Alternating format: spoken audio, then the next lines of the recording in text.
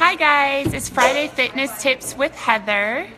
I received quite a few questions regarding your cardio strength and some target heart rate questions, so I'd love to address those for you today. One of the first questions is, should we do our cardio before or after our strength training? We always want to prepare our body for the stress of strength training, so you want to make sure that you're warming up in some way. So you could do a small amount of cardio, or you could do some functional movements such as arm circles, butt kicks, high knees, things like that, just to really prepare your body and warm it up before we start lifting that iron. But you want to save the body of your workout as far as your cardio is concerned for after your strength training. Not only is your body primed for fat burning at that point in time, and we'll get to that in a second, but also we don't want to tire ourselves out before we start lifting weights, because it's very important that we lift with proper form and we're not fatigued. So start your workout fresh, warm up before you lift, and then finish with the cardio. So as we're doing our strength training, we are depleting our carbohydrate stores in our muscles. Our muscles store carbs in the form of glycogen within the tissues. So if you kind of think of your muscles as being a gas tank, and your carbohydrates that you consume are going to be that gasoline within the gas tank, as we complete our workout, our gas tank is going to deplete. And once that gas tank is empty is when we're really going to be in a good state to be using fat as an energy source. So you want to be doing that cardio to burn fat post-workout. Make sense? The next question that someone had was, do I recommend free weights or machines for strength training workouts? Free weights are going to be a little bit better than a machine if you are aware of how to move your body properly and proper form and mechanics. That is key. If you are not sure how to do an exercise properly, for example, a squat, it would be a lot safer for you to be completing that exercise on a circuit training equipment, such as a leg press, than to be trying to do the exercise improperly and hurt yourself. However, when we are using free weights, we are going to be using a lot more muscles for stability than when you're sitting on a machine.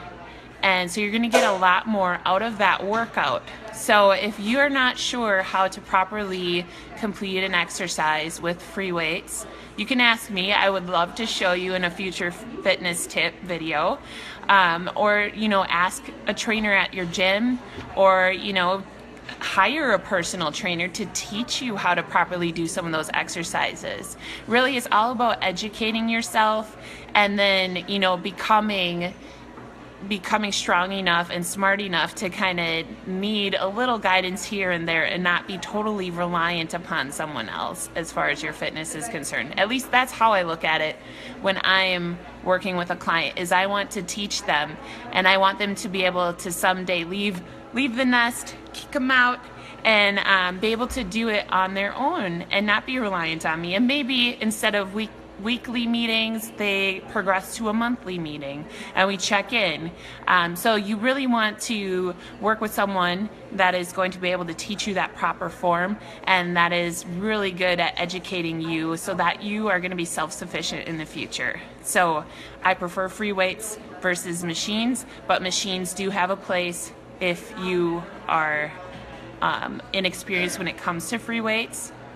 And also, if you're fatigued, you don't want to be doing poor form, so hop on the machine, and that will help you kind of fatigue at the end of your workout if you're starting to get tired. All right, then we want to take our focus off of the scale. So when you initially start a new diet or a new program as far as your workout program, you're going to see a big movement on the scale initially because you're shocking your body, you're doing something new, you're doing something different. But eventually your body is going to hit a wall and you're not going to progress because our bodies they adapt very quickly. Within 4 to 6 weeks, it knows what we're doing. And so in order to continue to progress in a positive direction, we need to switch it up.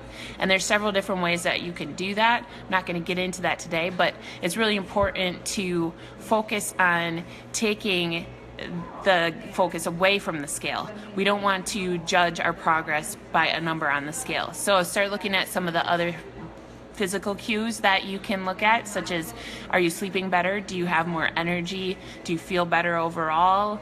Where's your body confidence at? Things like that. A thing that I really like to have my clients do initially is a fitness assessment. So you can start off by doing a couple different exercises to judge your strength in your upper body, such as push-ups, your core, such as holding a plank, and your legs, such as doing a wall sit and holding it. And you want to time all of those and write it down in your journal. And as you continue to work out and get stronger, then you can do that fitness assessment again and see how you progress and how much stronger you are at the end of that. So don't always focus on that scale, because it's not always going to say the things that we want it to say. Initially, you will lose weight pretty quickly that first week, because some of it's going to be water weight. You're not losing that much fat that fast, honey. No, you're not. It's going to be some water weight, and then you're going to kind of hit a little bit of a wall, and that's normal because our body is going to want to prevent us from continuing to progress. Our bodies are trying to keep that fat because they think that we are going to come across a time where food is scarce and we need to cling to it.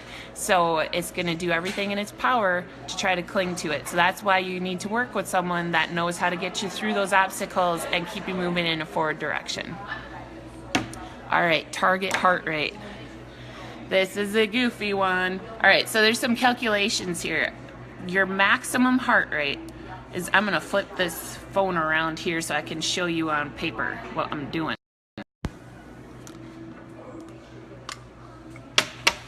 Woo!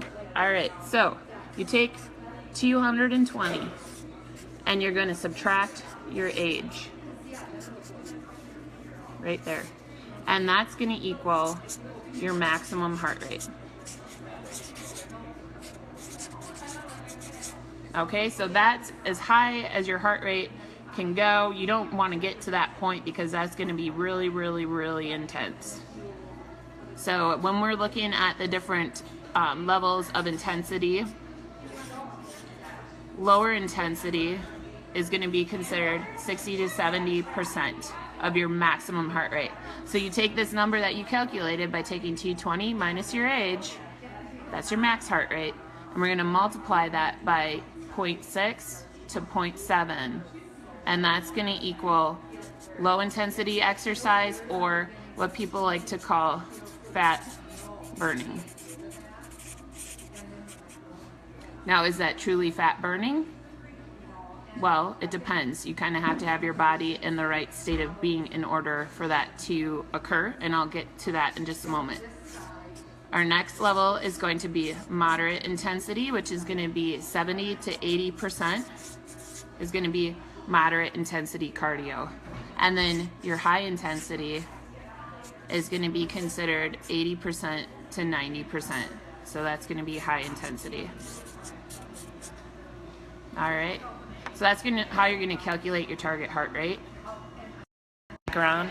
Hello. So discussing fat burning heart rate zones. So we kind of touched upon this before when we were talking about when to do our cardio. Your body is not going to just burn fat if you stay at a low intensity cardio for a prolonged period of time. You have to prepare your body in order to do that. So how we do that is by having those muscle stores of glycogen, our carbs in our muscles, depleted by completing a strength training workout prior to that cardio session, or doing cardio in a fasted state. So it's the same idea. Fasted state would mean that you're doing it in the morning before you eat your cardio. I don't recommend doing strength then unless you're a seasoned athlete and you've been training for a while, because there can be some complications with that. But cardio you could do in a fasted state. So while you're sleeping, your body is feeding off of those muscle glycogen stores to fuel your body as we sleep. And when we wake up, those stores are most likely depleted. It really depends on when you last had your meals. So if you're like up late and you're eating at 1 in the morning and then you get up to work out at 6 in the morning, that's not enough time. Really, you want to have anywhere from 12 up to 16 hours before you do that fasted workout to really prime the pump and get your body in the right state to take advantage of that. There is a principle called intermittent fasting, which I'll talk about in a future fitness tip.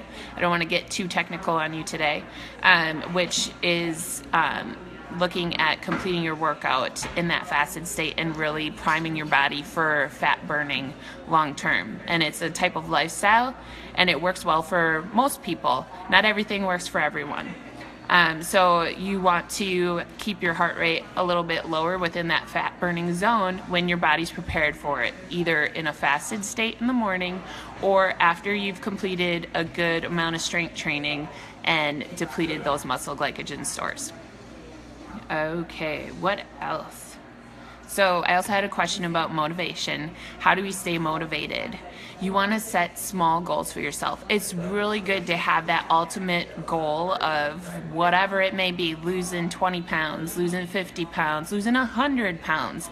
But we need to have little baby steps leading up to that big goal, because we need to be able to have a positive association with the lifestyle change process. We need to be patting ourselves on the back on a regular basis and have that positive reinforcement.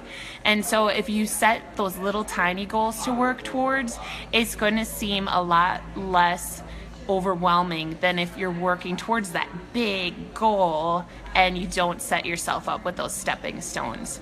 So that's one way that you can help stay motivated. Another way is to reward yourself for those little baby steps that you make when you're successful.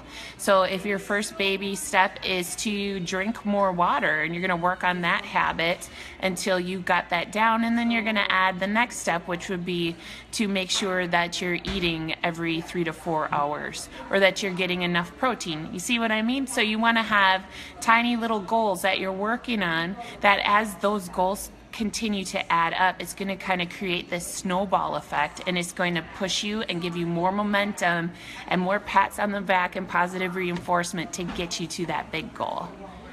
And when you have times when your motivation is lacking, that's when you really need to look at the people that are around you.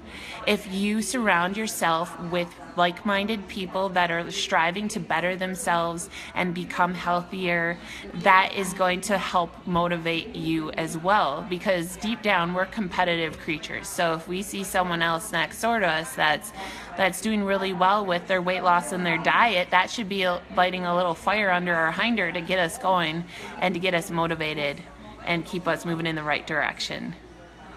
Thank you for joining me today. If you have any questions that I have not addressed, you can comment below, and I would love to address those for you in a future fitness tip.